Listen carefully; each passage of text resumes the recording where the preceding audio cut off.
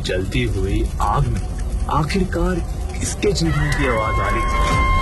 आसपास के लोग उस आग को बुझाने में लगे थे। फायर ब्रिगेड भी पहुंच चुकी थी और लोगों के पीछे एक डायन खड़ी जोर जोर से हंस रही थी।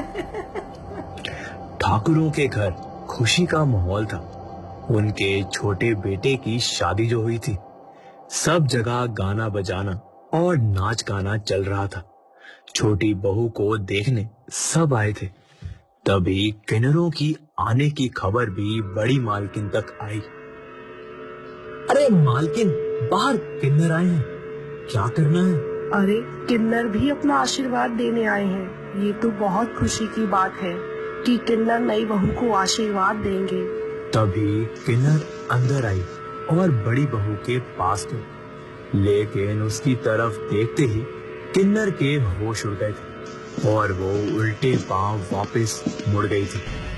ये देख ठाकुराइन को कुछ समझ नहीं आया और वो परेशान होकर सोचने लगी कि आखिरकार किन्नर ने बहू को आशीर्वाद क्यों नहीं दिया, और वो भी उन्हें रोकने के लिए पीछे उनके चल पड़ी। अरे अरे रुकिए, आप लोग बिना कुछ लिए और बिना आशीर्वाद दिए क्यों जा रहे हैं? मांगिए, आपको क्या चाहिए? ठाकुराइन, खुशी का माहौल होता तो जरूर लेते, लेकिन अब हमें कुछ नहीं चाहिए। बताइए तो सही कि आखिर हुआ क्या? ठाकुराइन, तुम्हारे साथ धोखा हुआ है। ये तुम्हारी छोटी बहू, जिसे तुम एक स्त्री समझ रही हो, वो वास्तविक में एक किन्नर है। ये सुनते ही ठाकुराइन के पैरों तले जमीन खिसक गई थी और वो गुस्से में जलती हुई अपने आप पर काबू नहीं पा रही थी। तभी उसने सब नाच गाना बंद करा दिया। बंद करो सब, खत्म हुआ सारा आयोजन। ठाकुराइन सब बंद करवाकर अपने कमरे में चली आई। उसे कुछ सूझ नहीं रहा था, लेकिन अपनी इज्जत के साथ धोखा होते हुए वो नहीं देख सकती थी, ना ही ठाकुरों का नाम खराब कर सकती थी। अब उसने मन ही मन में एक इतनी भयानक योजना का निर्माण कर लिया, क्योंकि ना अब वो किसी को सच बता सकती थी, क्योंकि इससे उसके खानदान पर हंसी उड़ाते हुए एक मिनट नहीं लगता।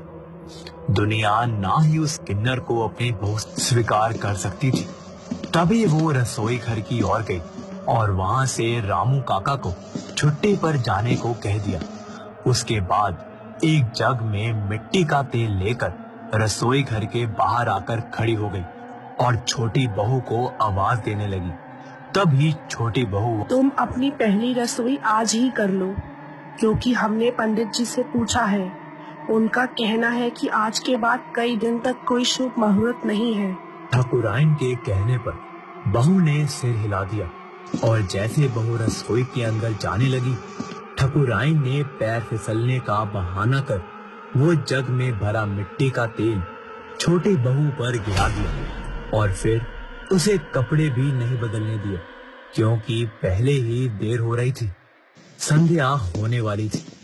छोटी बहू ने जैसे ही रसोई में जाकर गैस ऑन किया, तभी आग की लपटों ने उसे घेर लिया और चीखती चिल्लाती वो पूरी आग में जल गई। जब तक घर के बाकी लोग वहां तक आए, बहू पूरी आग में जल रही थी और कोई उसे बचा नहीं पाया और उसके किन्नर होने के राज भी उसके साथ ही मर गए। कुछ दिन बीत गए। ठाकुराइन ने अपने छोटे बेटे का दोबारा विवाह करवा दिया। घर में फिर से खुशियां आईं और खुशी का माहौल बना था। नई बहू ने आते ही घर का सारा काम संभाल लिया था, लेकिन होने को कुछ और ही मंजूर था। उस दिन अमावस्या की रात थी। नई बहू रसोई की साफ सफाई कर रही थी। तभी अचानक किन्नर बहू का भूत उसके सामने आ खड़ा हुआ। नई बहू नहीं जानती थी कि वो कौन है। वो उस डरावने चेहरे को देख चिल्लाने लगी। इतने में किन्नर बहू ने अपने मुंह से आग निकाली और उस नई बहू पर हमला किया।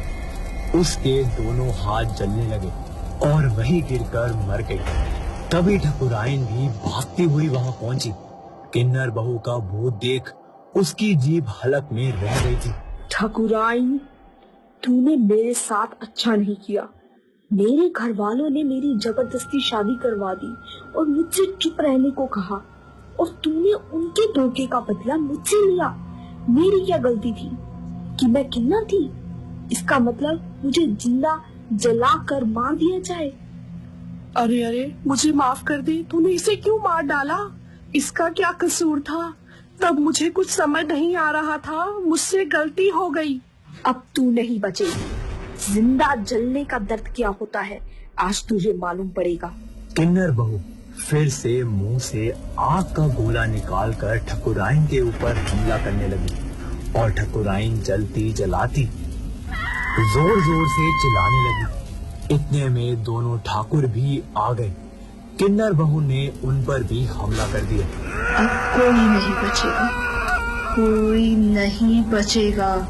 इतने में सब जलने लगा और अचानक पूरी हवेली आग से लग गई थी।